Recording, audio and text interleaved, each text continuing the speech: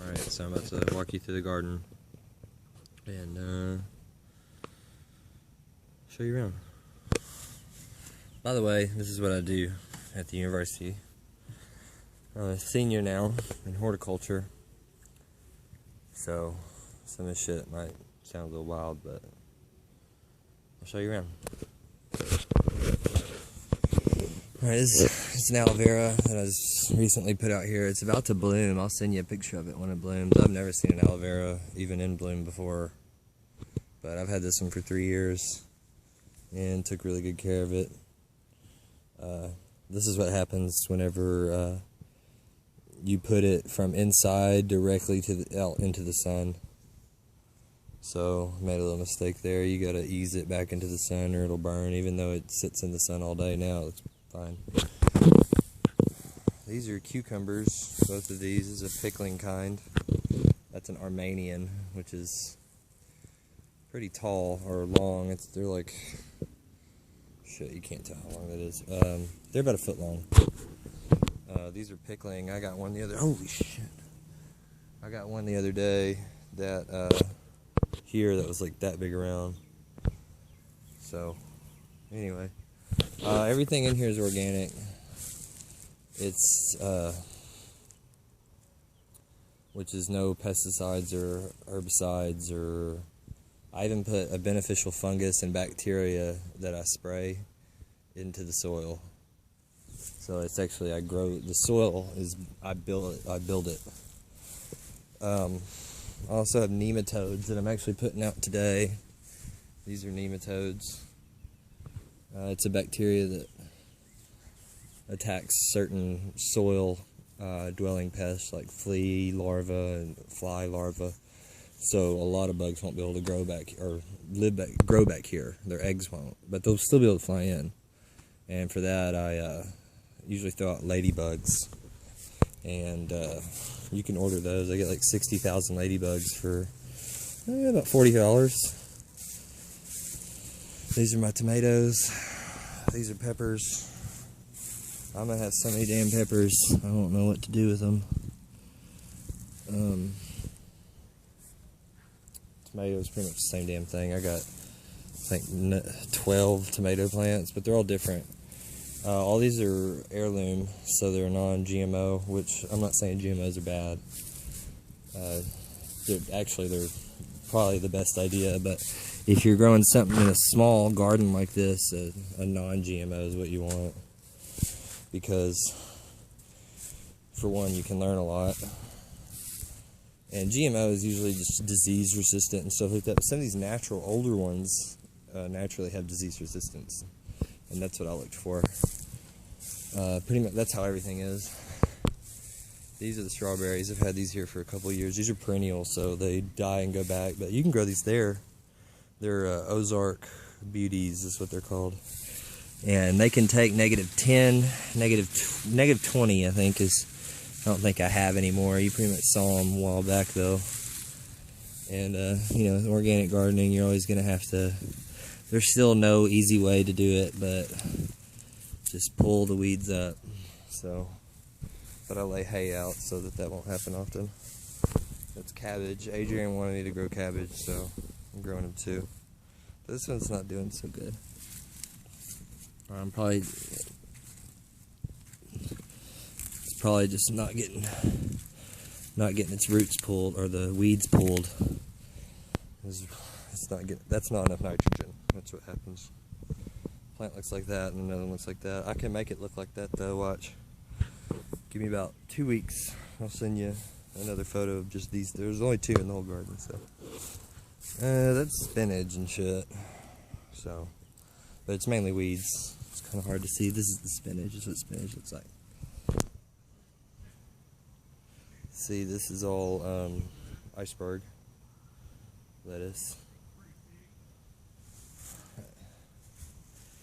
And it's actually burning a little bit and needs some too much fertilizer, and that's because it's on a hill. It's flowing through the soil. It's kale. Onion. You gotta trim these a lot.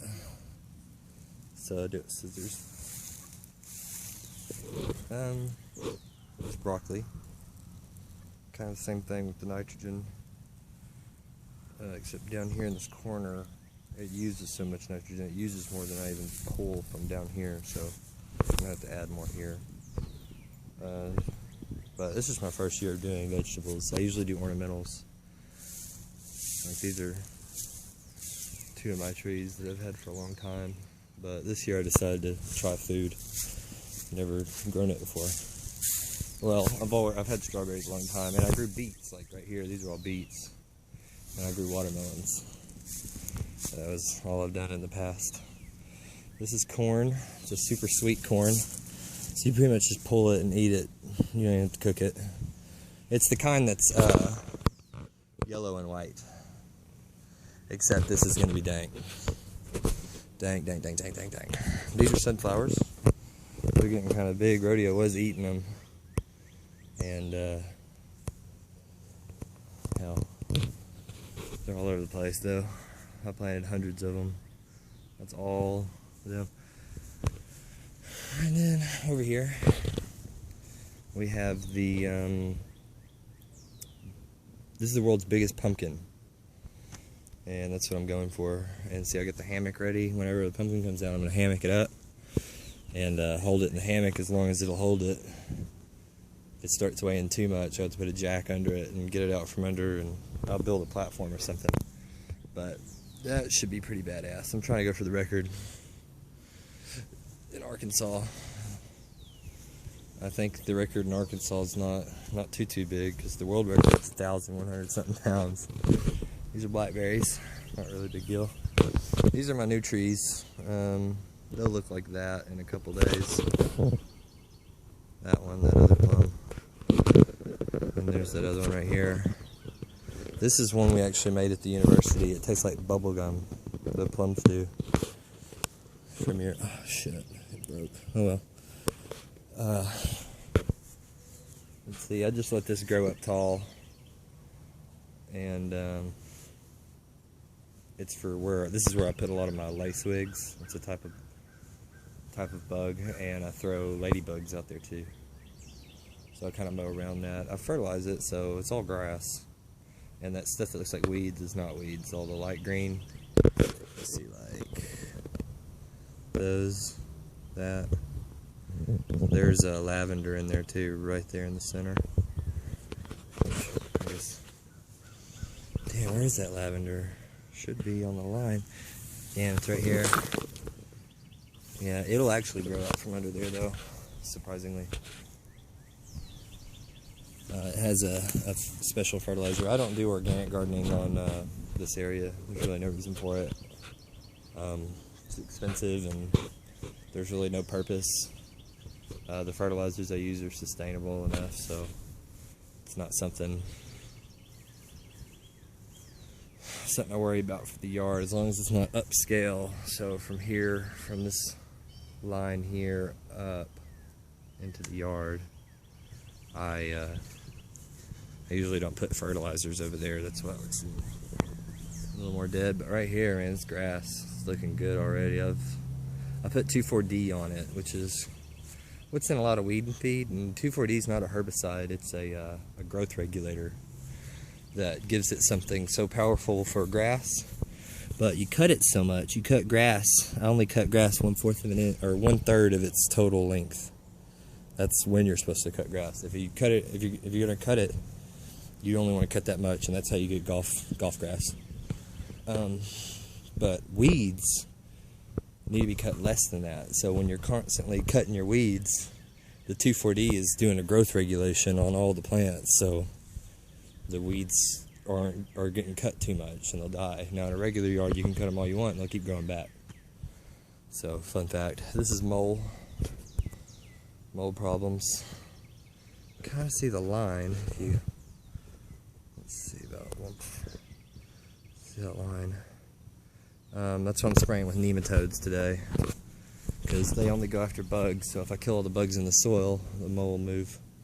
It's better than putting poison in the yard. You don't want to put poison in the yard, because then if you put poison in the yard, the dogs dig it up and eat the mold and they die.